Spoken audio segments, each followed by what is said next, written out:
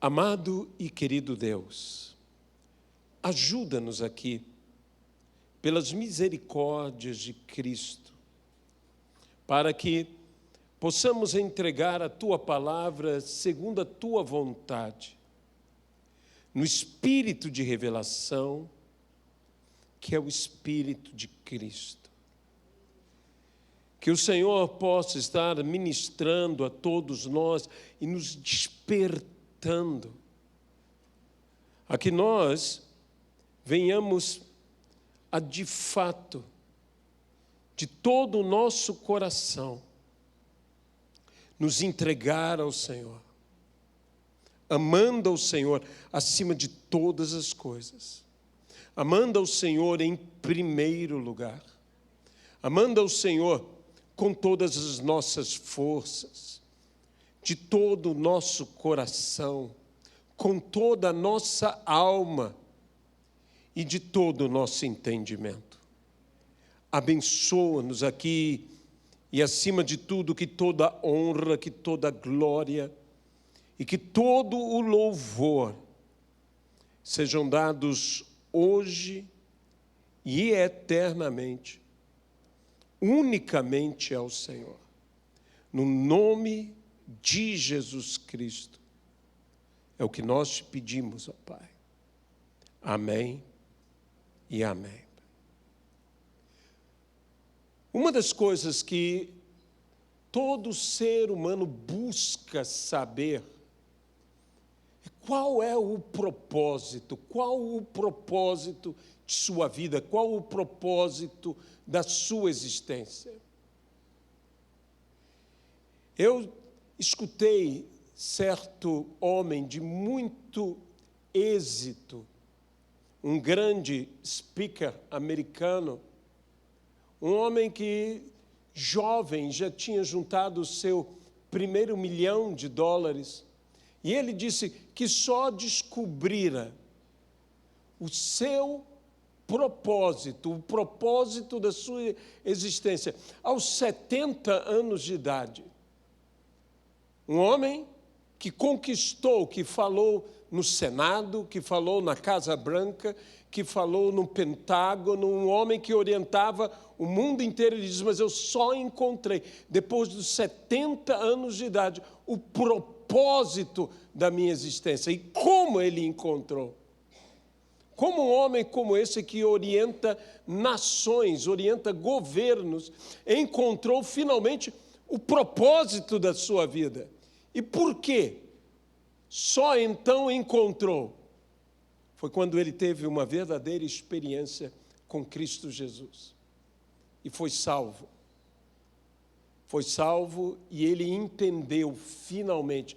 Porque eu estou convencido que sem o Senhor em nossas vidas, nós não temos realmente o entendimento do nosso propósito. Por que eu existo? Por que eu estou aqui? Qual o propósito da minha existência? Essa é uma das perguntas mais difíceis de serem respondidas e que muitas pessoas têm uma crise em sua própria existência por não terem entendimento sobre isto. Se você me perguntasse qual o propósito da existência deste ministério, qual o propósito de nós estarmos aqui, qual o propósito que existe para as nossas vidas, eu resumiria tudo isto apenas em um versículo, porque muitas coisas nós podemos fazer, mas todas elas têm que concorrer para esse mesmo propósito. E esse versículo é o que se encontra na primeira epístola do apóstolo Paulo aos Coríntios, no capítulo de número 10 e no versículo de número 31.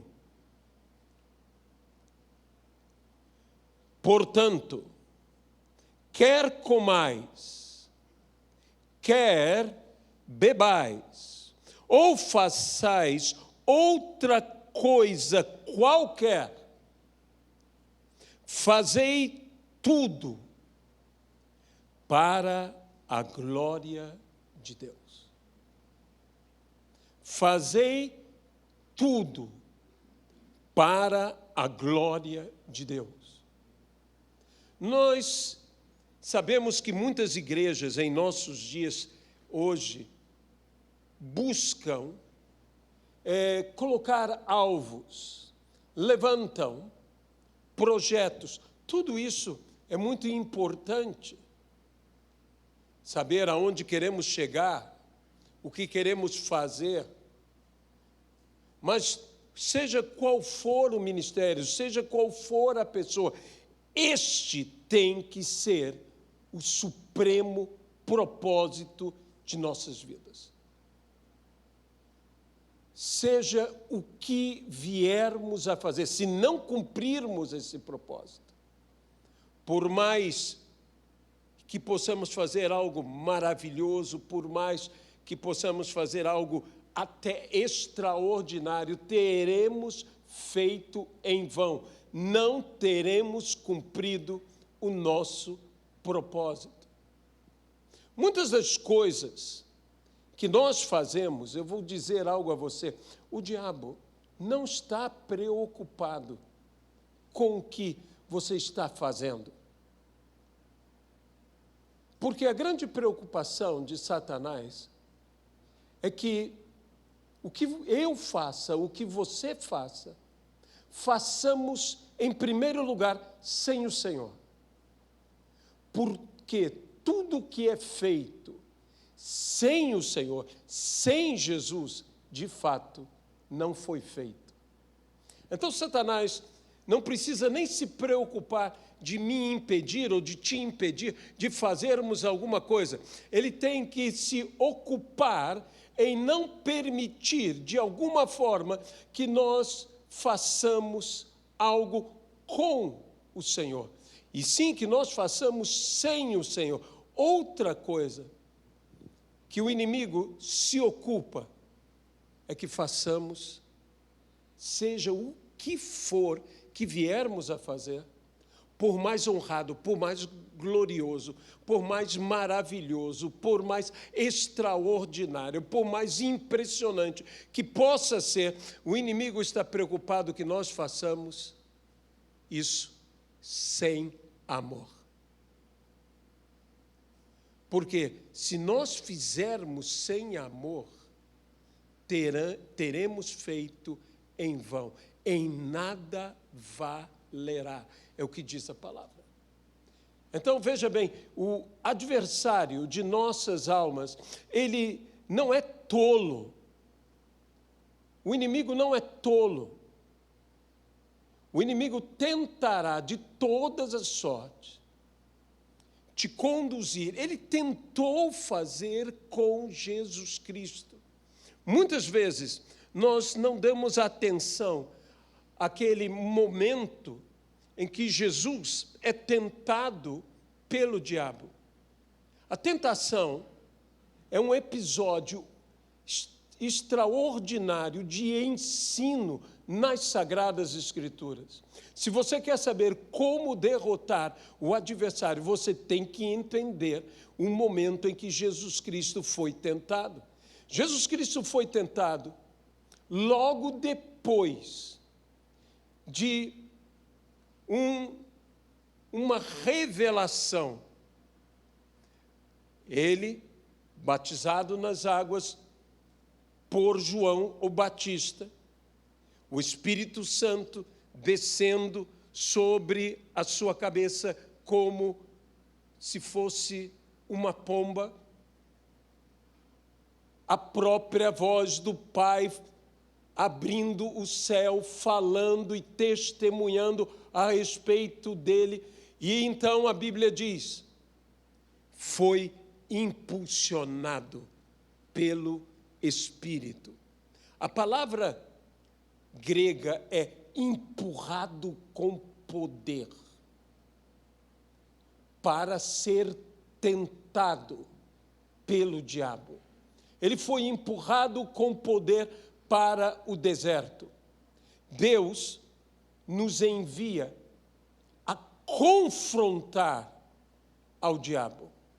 Muitas vezes nós temos uma postura que é totalmente compreensível no momento da tentação de, ai de nós, coitado de nós estamos sendo tentados. Saiba de uma coisa, se você está sendo guiado pelo Espírito Santo, se você está sendo movido pelo Espírito Santo, se você está sendo impulsionado pelo Espírito Santo, mesmo no momento da tentação, quem tem que temer não é você, é o diabo.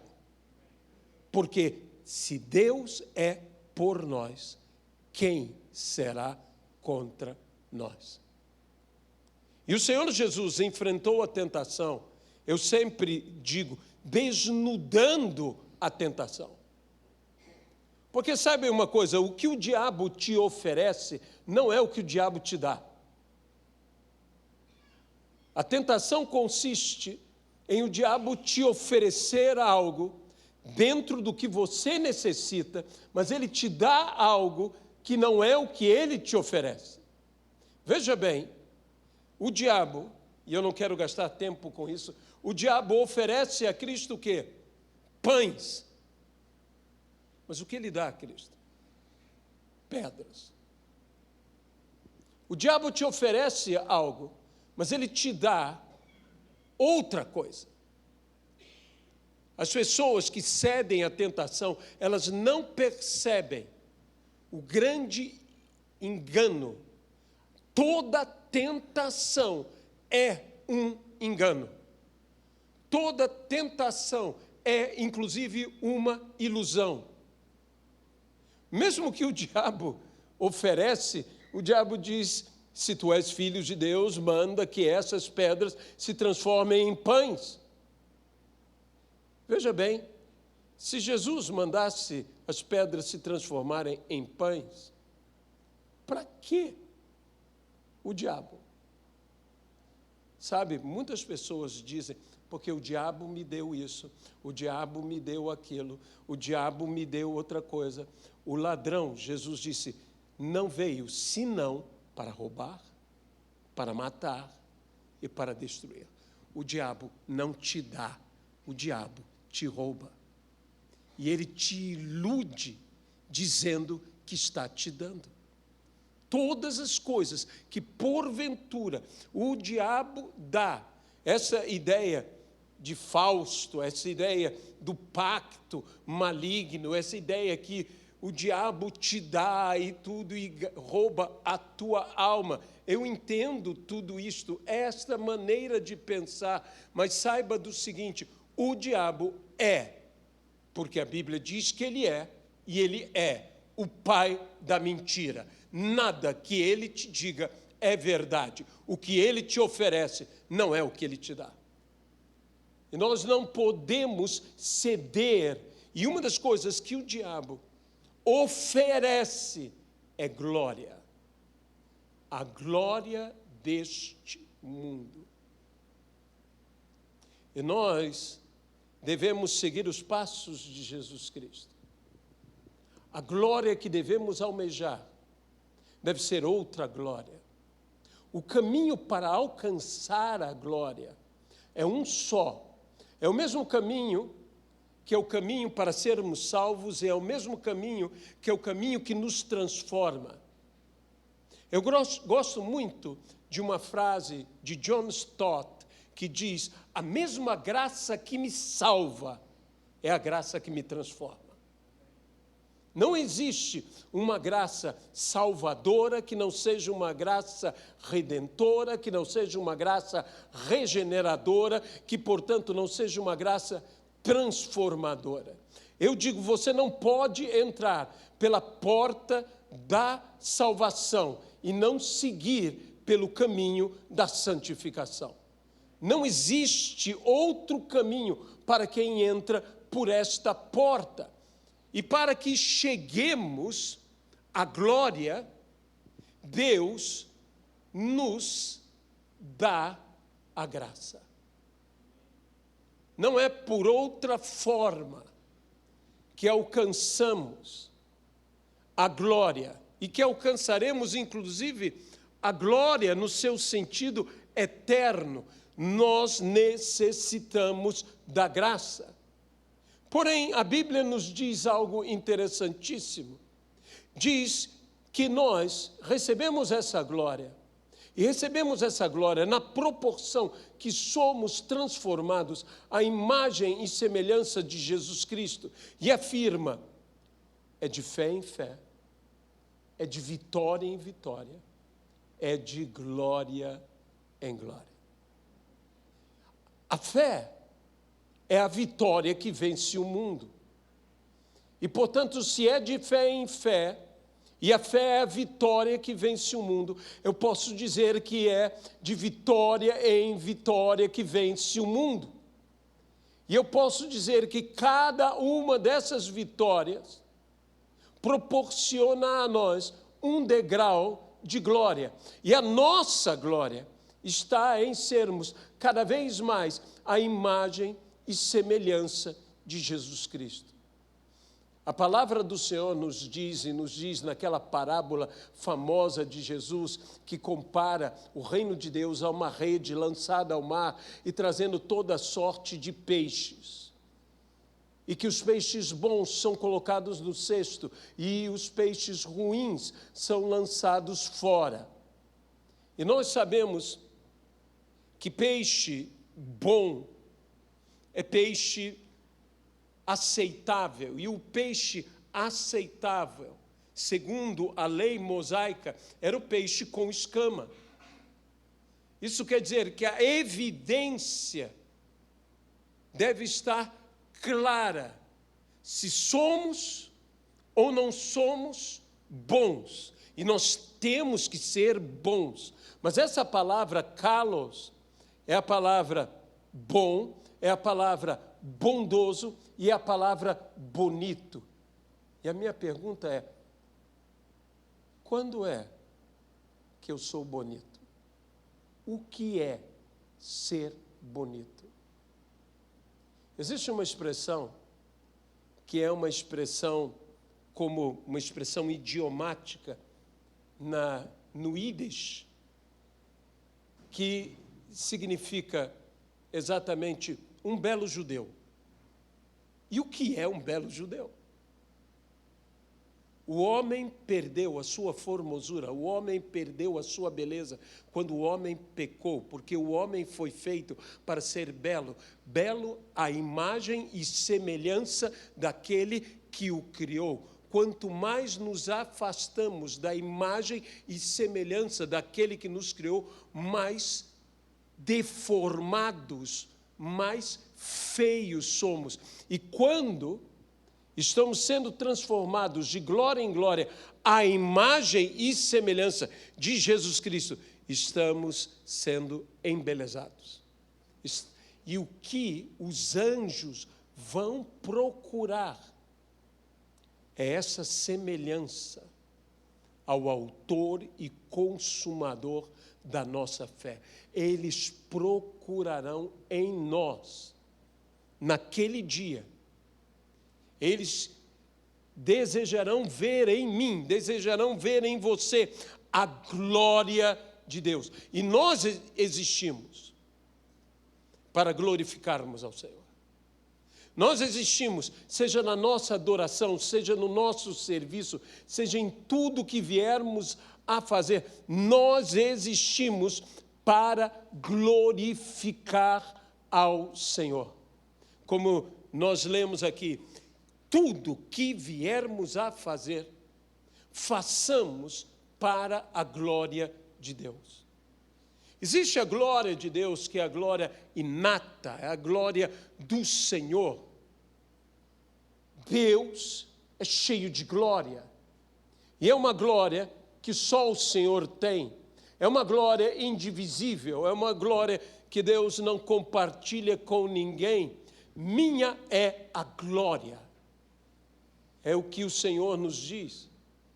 E eu não a dividirei com ninguém. A glória é do Senhor. Eu aprendi desde criança a sempre buscar em tudo que viesse a fazer, em todas as coisas, Senhor, que tudo seja para a honra, glória e louvor do Senhor, e humilhação minha diante do Senhor. Mas há uma frase que Jesus Cristo fala na oração sacerdotal, que no mínimo nos causa estranheza. Jesus diz, orando ao Pai, Pai, dê-lhes a tua glória. Mas a glória, Deus não divide com ninguém. E por que Jesus diz, dê-lhes a tua glória? Qual o propósito de Jesus dar a glória do Pai a nós? Sabe, a manifestação triuna de Deus é maravilhosa. Em dias como os dias que estamos vivendo, que até a doutrina da Santíssima Trindade, por alguns, tem sido negada. A igreja tem que voltar aos fundamentos e reafirmar as verdades e verdades bíblicas. E uma delas é a revelação triuna. Deus é um só, mas Deus se revela como Pai, Deus se revela como Filho, Deus se revela como Espírito Santo. 3 em 1. E que nós temos que reafirmar isso, como temos que reafirmar o nome de Jesus Cristo dentro da igreja. Porque há igrejas hoje que, infelizmente, e não digo isso, por favor, para criticar a igreja A, B ou C, e nós não devemos ter esse espírito, mas existem igrejas hoje que não estão mais falando o nome de Jesus, nem estão mais orando em nome de Jesus. E eu quero dizer uma coisa para você, nossas orações são aceitas, e tudo em nós é aceito diante de Deus por causa de Jesus, e sem Ele nada é aceito. E nós temos que voltar a usar o nome de Jesus. O nome de Jesus tem que voltar a ser falado. O nome de Jesus tem que voltar a ser cantado. O nome de Jesus tem que voltar a ser adorado. O nome de Jesus tem que voltar a ser usado, porque este nome lhe foi dado, e é nome que está acima de todos os nomes, e diante dele todo o joelho se dobrará, e toda língua confessará que Jesus Cristo é o Senhor. E nós, como igreja, temos que voltar à prática. É algo tão maravilhoso de falarmos do Pai. O Pai nos concedeu a vida. Sem o Pai não há vida. Deus soprou sobre a narina do primeiro homem e assim concedeu vida ao homem, e assim concede vida a todos nós. E nós temos vida porque o Pai nos concedeu vida, mas o Filho nos deu sua vida. Não satisfeito em Deus nos dar a vida, Ele se fez homem por amor a nós. E é outra verdade bíblica que tem que ser reafirmada na igreja. Jesus é Deus. E morreu na cruz do Calvário para salvar a mim, para salvar a você. Ele não apenas me deu vida, Ele deu a sua vida por nós. Ele deu a sua vida por nós. Como Paulo diz, a vida que agora vivo em Cristo Jesus. E nós precisamos reafirmar esta verdade, mas não satisfeito em nos dar a vida, em dar sua vida por nós, como o Espírito Santo, Ele produz vida em nós.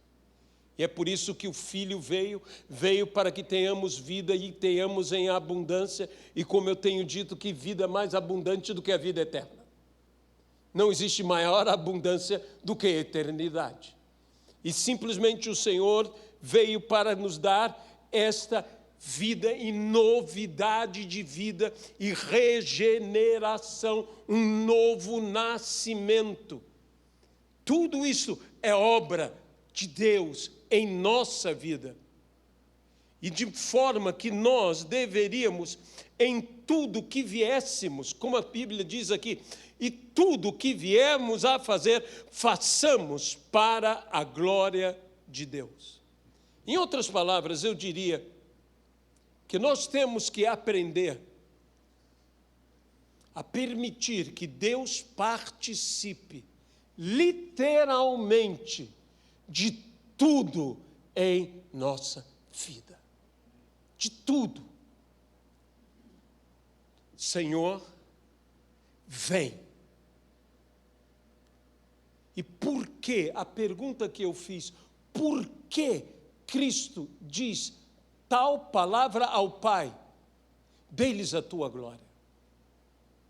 Ele acrescenta na mesma oração o propósito de glorificação. Dê-lhes a tua glória. Se nós recebemos glória, nós tivemos uma glorificação movida por Jesus Cristo em nossas vidas. E o propósito da glorificação não é para que tenhamos glória, é para que nós glorifiquemos ao Pai. Glorifica o teu Filho, para que o teu Filho glorifique a ti. Porque glória para nós, que só recebemos para ser nossa, não é glória, é vã glória. É diferente. Quando você deseja capturar, quando você deseja reter, quando você deseja apenas receber esta glória e ficar com a glória, você tem apenas uma vanglória. Você passa imediatamente ao processo de vangloriar-se. E o processo de vangloriar-se, de entrar numa glória vã, é o processo de envaidecer, é o processo de orgulhar-se, é o processo da soberba, é o processo de Lúcifer. Lúcifer recebeu glória, recebeu formosura, e a Bíblia diz que o seu coração foi soberbo, ele tornou a glória em uma vanglória, através da soberba. Isso pode acontecer com qualquer um de nós. Isso pode acontecer comigo, isso pode acontecer com você. Pastor, você está querendo dizer que nós vamos nos luciferar? Eu não estou sendo tão radical assim, mas eu estou dizendo a você que o que aconteceu com Lúcifer? Caiu. E a soberba precede o quê? A queda. E quando nós estamos justamente recebendo glória, dê-lhes a tua glória. Você tem que saber para que você recebe glória. Você recebe glória para glorificar ao Senhor, porque tudo que viermos a fazer, nós devemos fazer para a glória do Senhor. E a Bíblia ainda nos diz: tributai ao Senhor a glória devida ao seu nome. Mais de uma vez essa frase é dita nas Escrituras: tributai ao Senhor a glória devida ao seu nome. Em outro texto diz, de novo, tributai ao Senhor a glória devida ao seu nome. Adorai ao Senhor na beleza da sua santidade. Aleluia. Aleluia. Meus irmãos, para que esta humilde obra, esta pequena igreja, essa igreja aqui na zona sul do Rio de Janeiro, neste endereço, para que essa igreja existe? Para que façamos um nome? Isso é o propósito da Torre de Babel? O propósito da Torre de Babel é: façamos para nós um nome. Não, nós existimos. Nós existimos para glorificarmos ao Senhor. Tudo que viermos a fazer, tudo, tudo, tudo, tudo, cada palavra, cada ministração, cada oração, cada louvor, todo momento de adoração, toda a minha entrega, a minha devoção, nós somos cheios do Espírito Santo, nós somos cheios da presença do Senhor, para quê? Para glorificarmos ao Senhor. Se não for para glorificarmos ao Senhor, de nada vale.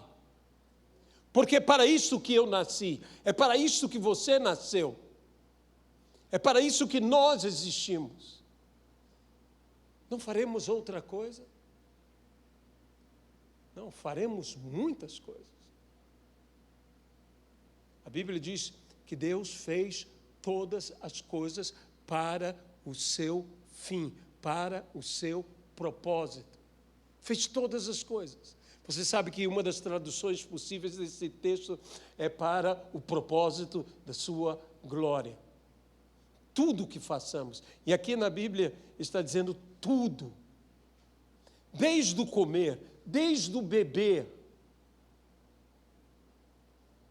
Se existe algo que nós fazemos, que é uma coisa básica, que fazemos para nós mesmos, é comer e beber. Você come, porque você precisa comer, você bebe, porque você precisa beber, você dorme, porque você precisa dormir, você faz as coisas, mas o comer e beber são duas coisas tão básicas, e são duas coisas que estão ligadas tanto à nossa necessidade, à nossa fome e à nossa sede. E então nós atendemos a uma necessidade, e necessidade até mesmo de sobrevivência, necessidade de viver, necessidade de perpetuar vida, essas necessidades básicas que existem em nós. E dizemos: faço isso por mim, eu como. E comer é bom. E beber é bom, principalmente quando se tem fome, principalmente quando se tem sede, mas a Bíblia diz até nisto, e a partir disto, também façamos para a glória de Deus. E se existe algo que a gente não pensa muito, às vezes, até alguns oram com mais intensidade na hora dos alimentos, dão graças a Deus, mas nós deveríamos, no ato tão simples e básico como comer, como beber, fazer isso para a glória de Deus. E então todas as coisas, nem tudo o que eu farei, nem tudo o que você fará será glorioso, será grandioso, será excelente, mas tudo será para a glória de Deus. Tudo será para a glória de Deus. E se tudo for para a glória de Deus, toda a minha vida cumprirá um propósito. Existe um texto nas Sagradas Escrituras, eu não quero me alongar muito, um texto que diz: de que adiantará o homem ganhar o mundo inteiro e perder a sua alma imortal? Sabe que uma das coisas que nós, principalmente nós, ministros de Deus, temos, nós queremos ganhar o mundo inteiro. Nós queremos ganhar o mundo inteiro para Jesus, mas, de certa maneira, nós também estamos querendo ganhar o mundo inteiro para nós. E eu me preocupo de quantos naquele dia, porque a Bíblia diz: mas, Senhor, em teu nome, nós não expelimos demônios, não curamos enfermos. Veja, era gente que era usada por Deus, era gente que pregava, era gente que curava pessoas, era gente que libertava pessoas, mas eles perderam a sua alma imortal. Apartai-vos de mim, malditos, eu jamais, malditos. Eu jamais vos conheci. Eu jamais vos conheci. Que coisa tão louca é esta? Que veja bem, naquele dia o Senhor irá separar ovelhas para um lado e bodes para o outro. Em um texto nas Sagradas Escrituras, isso se refere a nações. Ovelhas para um lado e bodes para o outro. Nações ovelhas e nações bodes. Mas em outro texto isso se refere a gente, a pessoas. E a Bíblia diz, ele irá separar do seu rebanho. Ele irá separar as ovelhas para um lado, os bodes para o outro. E meus irmãos, às vezes é difícil para nós diferenciarmos ovelha de bode. Mas o bom pastor, que dá a vida pela ovelha, o bom pastor sabe diferenciar. E eles buscarão, os anjos do Senhor buscarão, eles separarão o joio do trigo, as ovelhas dos bodes. E eles buscarão algo, eles buscarão essa evidência, eles buscarão essa semelhança, eles buscarão ver em nós a glória de Deus. E quem não tiver a glória, será colocado em outro lado. De modo que nós precisamos não apenas ter a glória, mas viver o propósito da glória, que não é nos glorificar, mas é glorificar ao Senhor. E aqueles que glorificam o Senhor são aqueles que são verdadeiros adoradores, que adoram ao Senhor em espírito e em verdade. E os verdadeiros adoradores não são simplesmente os que sabem cantar hinos, os que sabem louvar. Onde estariam os que não sabem cantar ou os que são tímidos? O verdadeiro adorador é aquele que glorifica em todas as coisas ao Senhor. Esse é o verdadeiro adorador. E eu quero, sabe, há muitos caminhos, há muitas metodologias a serem seguidas, há muita coisa boa hoje dentro da igreja, há muita estratégia, há muitas coisas maravilhosas, mas existe um caminho que não mudou. É o caminho de você ser um verdadeiro adorador. Saiba, porque Deus não vai e não está buscando um grande pregador. Eu não digo que grandes pregadores não sejam úteis, mas Deus não precisa de grandes pregadores. Deus não precisa de grandes doutores. Deus não precisa de grandes músicos. Deus não precisa de nenhuma dessas coisas que nós dizemos que a igreja precisa. Deus não precisa de nada disso. O que Deus busca são adoradores que o adorem em espírito e em verdade. E há um caminho, que é o caminho da dedicação, que é o caminho da consagração, que infelizmente é um caminho que as pessoas dizem, como eu uma vez ouvi um pastor dizer, e por favor não julgue, ele falou sem pensar, quando um amigo meu estava fazendo reuniões e não tinha mais nada o que ele pudesse fazer. O grupo de louvor estava corrompido, as pessoas faziam coisas erradas, e um monte de coisas. Ele disse, quer saber de uma coisa?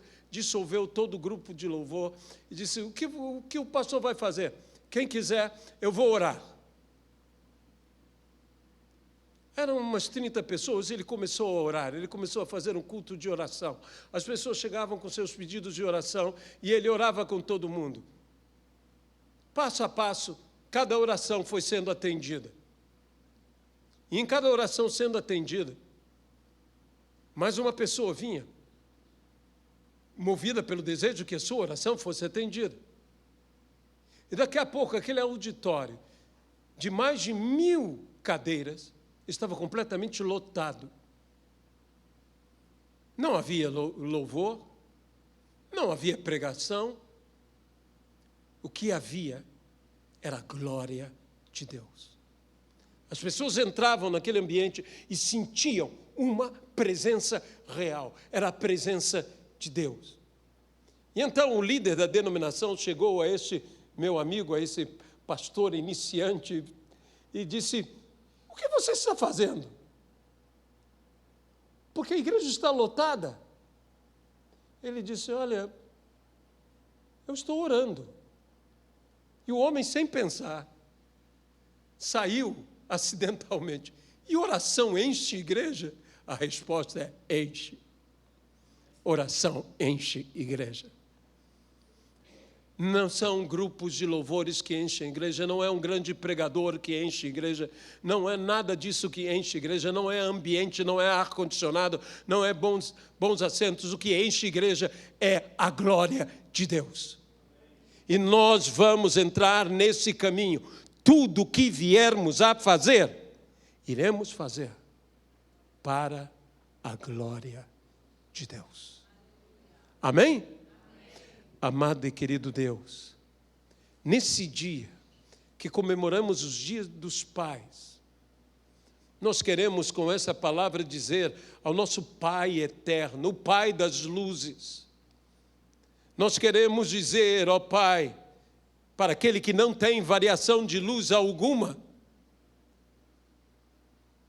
queremos glorificar o Teu nome, queremos tudo que viermos a fazer, fazermos para a glória de Deus. E nós agora nos entregamos em Tuas mãos e pedimos: encha esse ministério, encha esta igreja com a Tua glória, que a presença do Senhor seja tão real, que ela seja palpável, que possamos tocar, que pessoas, Senhor, sintam Jesus ao lado delas, sintam um toque, ouçam a batida do coração divino, sintam, ó Senhor, o aroma do Teu perfume. Jesus, manifesta o Teu poder aqui no nosso meio. Encha esta casa, como a Tua palavra diz, e a glória do Senhor encheu todo o templo. Que a glória do Senhor encha esse templo que somos nós e este ambiente que congregamos. No nome de Jesus Cristo. Amém e amém.